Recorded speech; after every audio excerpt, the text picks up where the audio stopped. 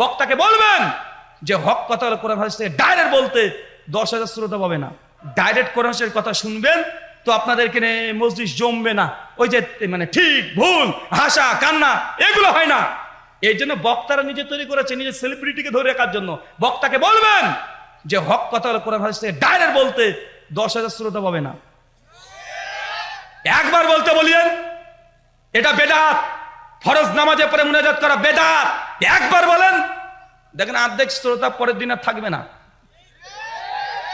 একবার বলতে বলবেন যে বুকের উপরে হাত বাঁধা নবী সহি রফজান করতে হবে, 8 টাকা তারাবি।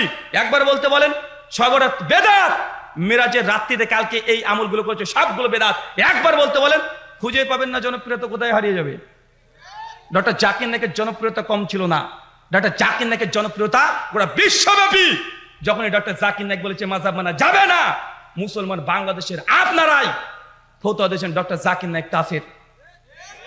রাজপথে আপনারা দখল করেছেন, ডক্টর জাকির নায়েককে ভারতবর্ষ ইন্ডিয়া বাংলাদেশে ঢুকতে দেওয়া হবে না। কেন বলেন? এই কথা বলেন। ডক্টর জাকির নায়েকের পৃষ্টি বন্ধ হওয়ার জন্য কারণ বাংলাদেশি কিছু আলেম সমাজ। কারা? কথা বলেন কারা? পৃষ্টি বন্ধ নরেন্দ্র মোদী করতে পারে নাই। বাংলাদেশে প্রথম হয়েছে পৃষ্টি বন্ধ। হোলি আর্টিজেনের নাটক করে ডক্টর জাকির নায়েকের পৃষ্টিকে বাংলাদেশে প্রথম ফার্স্ট বাংলাদেশের কারণে বন্ধ হয়েছে। কথা মনে বুঝতে পারলেন না? এখন তাফসীর তো এগুলো শোনা অভ্যাস।